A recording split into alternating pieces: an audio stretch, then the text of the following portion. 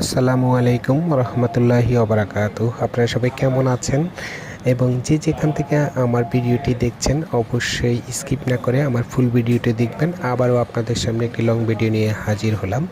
এই মুহূর্তে আমি আছি মুক্তাগাছা জমিদার বাড়ি, যেটি বাংলাদেশের ময়মনসিংহ জেলার মুক্তাগাছা উপজেলায় অবস্থিত একটি ঐতিহাসিক জমিদার বাড়ি। এটি একসময় বাংলার অন্যতম প্রভাবশালী জমিদারগুলির মধ্যে একটি ছিল। নিম্নে মুক্তাগাছা জমিদার বাড়ির সংক্ষিপ্ত ইতিহাস আমি তুলে ধরলাম। মুক্তাগাছা জমিদার বাড়ির সূচনা হয় 18 শতকের মাঝামাঝি সময়। এর প্রতিষ্ঠা ছিল শ্রী কালীচরণ সেন।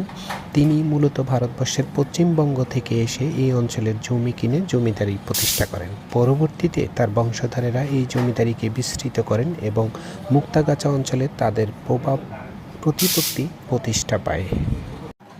মুক্তাগাছা জমিদাররা শুধু অর্থনৈতিক দিক থেকেই নয়, সাংস্কৃতিক ও ধর্মীয় দিক থেকেও গুরুত্বপূর্ণ ভূমিকা পালন করেন। এই জমিদাররা হিন্দু ধর্মাবলম্বী হলেও মুসলমানদের ধর্মীয় অনুষ্ঠানেও সহযোগিতা করতেন। তাদের পৃষ্ঠপোষকতায় বিভিন্ন মন্দির, মসজিদ, পুকুর এবং ধর্মীয় প্রতিষ্ঠান গড়ে ওঠে। জমিদাররা শিল্প সংস্কৃতি উন্নয়নে অত্যন্ত আগ্রহী ছিলেন। তারা নাট্য, সঙ্গীত, যাত্রা ইত্যাদি আয়োজন করতেন, যা স্থানীয় সংস্কৃতির বিকাশে ভূমিকা রাখে। মুক্তাগাছা জমিদার বাড়িতে প্রায়শই পালা গান, নাট্য গানের আসর বসত।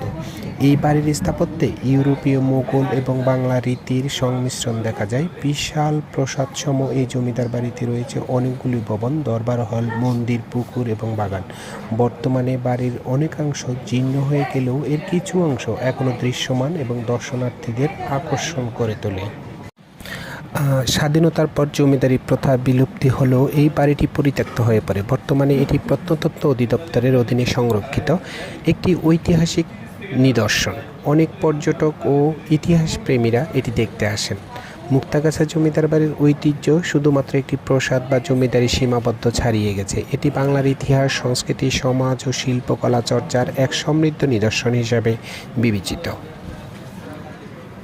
জমিদাররা নিয়মিত নাটক, যাত্রা ও পালাগানের আয়োজন করতেন। এতে স্থানীয় ও পেশাদার শিল্পীরা অংশগ্রহণ করতেন, যা মুক্তাগাছাকে এক সাংস্কৃতিক কেন্দ্র হিসাবে গড়ে তোলে।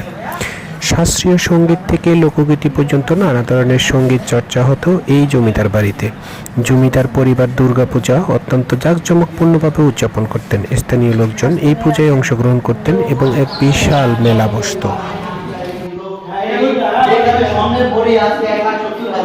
সেখানে আমরা চাইলে এই স্বর্ণগুলো দিয়ে দিতে পারতাম। হ্যালো ভাই, এই বরিশাল ময়মনসিংহের মানুষ একটা মেসেজ দিতে চাই। এইটা ছিল আমাদের রাজার যে